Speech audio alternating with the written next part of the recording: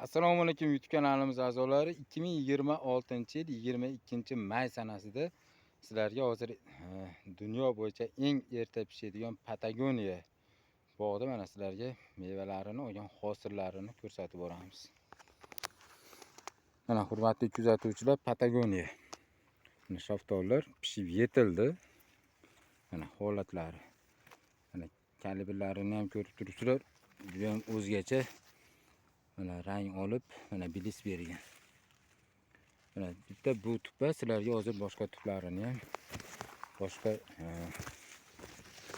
shoklarini ham mana sizlarga bir qator ko'rsatib boramiz.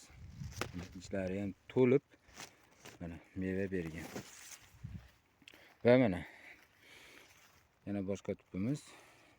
Mana holatlari, rangini ko'rib turibsizlar. Mana uchi ichiga qayrilgan bo'ladi. Va mana ko'chatlari. Mana yana bir boshqa tupi. Ichlari to'lib,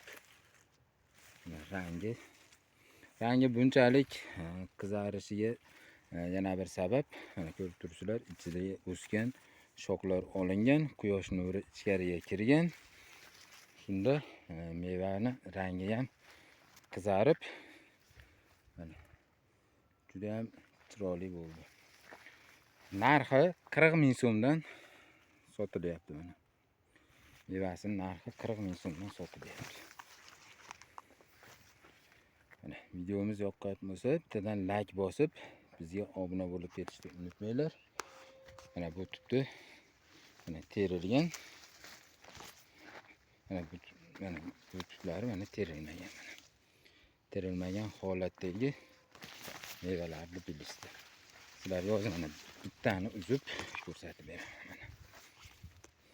Mana shu to'g'ri. Qo'chim to'lib turibdi. Mana har birini mevasi juda ham o'zgacha bo'lgan. Mana ko'chatlaridan ko'paytirganmiz. Kimga ko'chatlardan kerak bo'lsa, bemalol aloqaga chiqaverasizlar. Mana shunaqangi eng erta pishadigan shaftolidan bog' qilaman degan tanishlarga videoni jo'natib qo'yinglar. Mana kalibr. Mana bizda nafaqat shaftoli va boshqa turdagi mevali ko'chatlardan ham bor.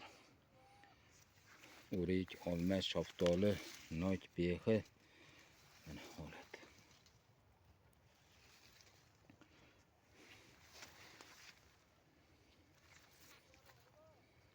Mana videomiz yoqqan bo'lsa, bittadan like bosib ketishni unutmanglar. Mana bog'imizni umumiy ko'rinishi mana.